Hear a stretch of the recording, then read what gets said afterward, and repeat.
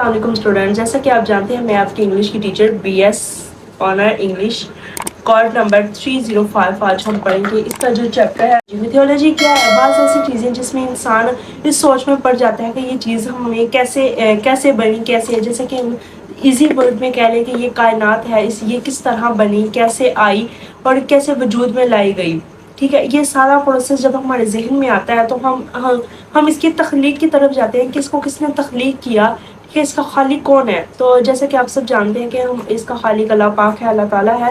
تو اسی طرح ٹروجن وار اس کا فرسٹ چیپٹر ہے۔ ٹروجن وار کے سب سے پہلے میں آپ کو اس کے کریکٹرز کے بارے میں انٹروڈیوس کروا دیتی ہوں۔ سب سے پہلے اس میں کریکٹر ہے پرنس پیرس، انریجڈ ایرس، مطلب کہ جو نان مسلم ہے ان کا یہ عقیدہ ہے کہ بارشوں کا خدا علیحدہ ہے، سمندروں کا خدا علیحدہ ہے، آسمانوں کا خدا علیحدہ ہے، وہ ہر چیز کا نا ان کا ایک الگ ہی کانسیپٹ ہے، ان کا خدا علیحدہ ہے۔ ٹھیک ہے، ایک پارٹی تھی اس میں سب گوڈ اینڈ گوڈسز کو بلایا گیا تھا سوائے ایرس کے۔ ایرس جو تھی وہ غصے کی خدا تھی، یعنی کہ کہہ لیں اسے لڑائی کی مطلب ماں تھی۔ تو ایرس کے علاوہ سب گوڈ اینڈ گوڈسز کو انوائٹ کیا گیا تھا۔ تو ایرس نے وہاں پہ فتنہ ڈالنے کے لیے کیا کیا کہ جیسے ہی پارٹی سٹارٹ ہو رہی تھی اس نے وہاں پر ایک سونے کا سیب پھینک دیا اور یہ شرط رکھ دی اس سیب کو وہی اٹھائے گا جو سب سے زیادہ خوبصورت ہوگا، دنیا میں سب سے زیادہ خوبصورت ہوگا۔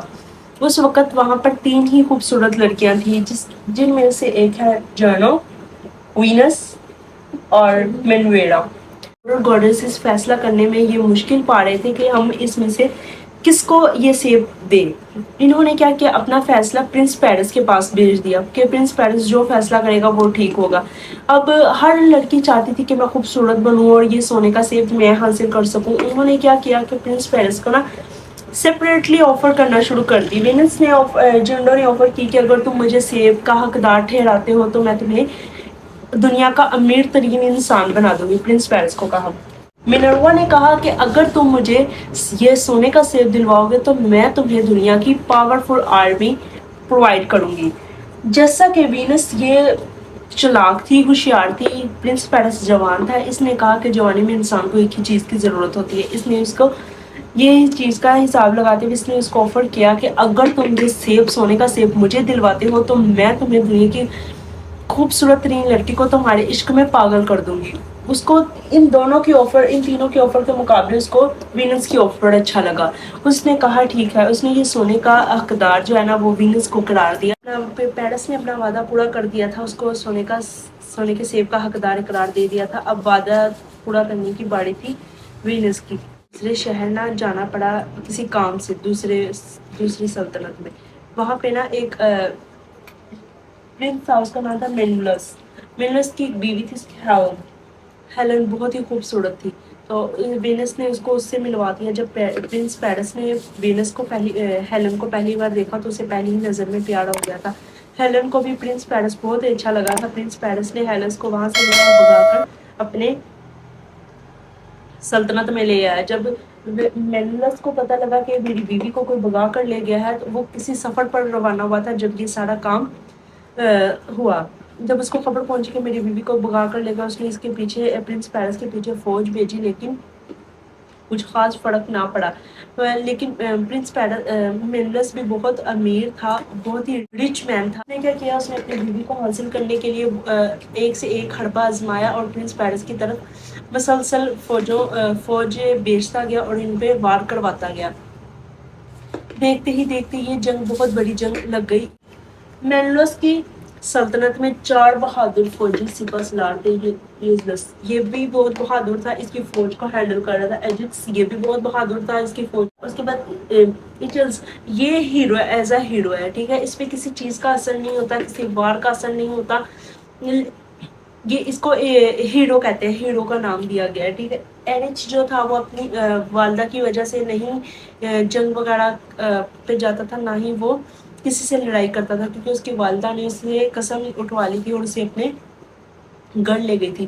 اس کے مینلس کے ایک اصرار کرنے پر جو ایچل تھا وہ پرنس پیرس سے جنگ کرنے کے لیے آ گیا اور اس نے اپنی فوج وغیرہ لایا اور اس نے کافی حملے کیے، لیکن جو ڈیانا تھی نا وہ پرنس پیرس کی اسٹیپ سسٹر تھی، یعنی کہ کزن تھی ان کی اور سسٹر بنی ہوئی تھی۔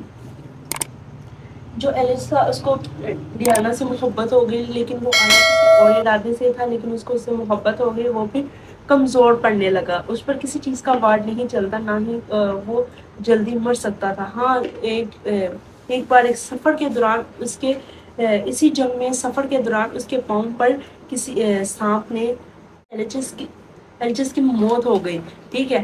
تو ڈیانا کو بھی اس سے محبت ہو گئی، ڈیانا بھی بہت افسوس ہوئی، رونے لگی۔ اب جو جنگ جنہوں نے جتوانی تھی نا وہ یہ 3 لوگ تھے، ٹھیک ہے۔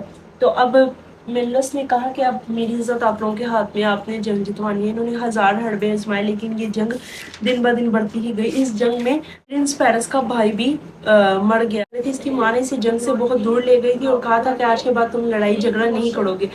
پرنس کے پاس کوئی چارہ نہیں تھا اسے منانے کا، 1000 کوشش کے بعد یہ نہیں مانا تھا۔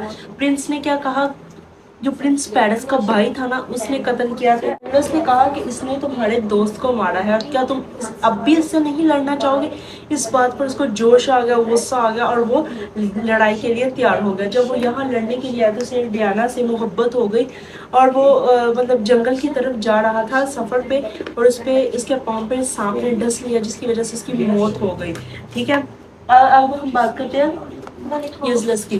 یوزلس جو تھا یہ اس کے بعد ایچلس کے بعد بہادر شخص تھا جو جنگ جتوانے کا چانس رکھتا تھا، ٹھیک ہے۔ ان کی 1000 کوششوں کے بعد انہوں نے اتنے فوجی بھیجے، اتنے سپاہ سالار بھیجے، لیکن سب ان کے بھی مرتے ہی اور ان کے بھی مرتے ہی، ٹھیک ہے۔ پھر اس کے بعد انہوں نے آخرکار انہوں نے کیا 1000 ترکیب کے بعد اس نے ایک گھوڑا، لکڑی کا گھوڑا تیار کیا۔ گھوڑا تیار کر کے اس نے اپنے بندے بٹھائے، اور لکڑی کا گھوڑا ان کے دروازے کے آگے کھڑا کر دیا، اور یہ خط بھیج دیا کہ ہم آپ سے محبت کرتے ہیں، ہم آپ سے دوستی کرنا چاہتے ہیں۔ اتنے سالوں سے جو لڑائی ہو رہی ہے، 10 سال یہ لڑائی رہی تھی، اتنے سالوں سے یہ جو لڑائی ہو رہی ہے ہم اس کو ختم کرنا چاہتے ہیں، ہم اس کو ایک رشتہ داری میں بدلنا چاہتے ہیں، ہم آپ سے پیار کرتے ہیں۔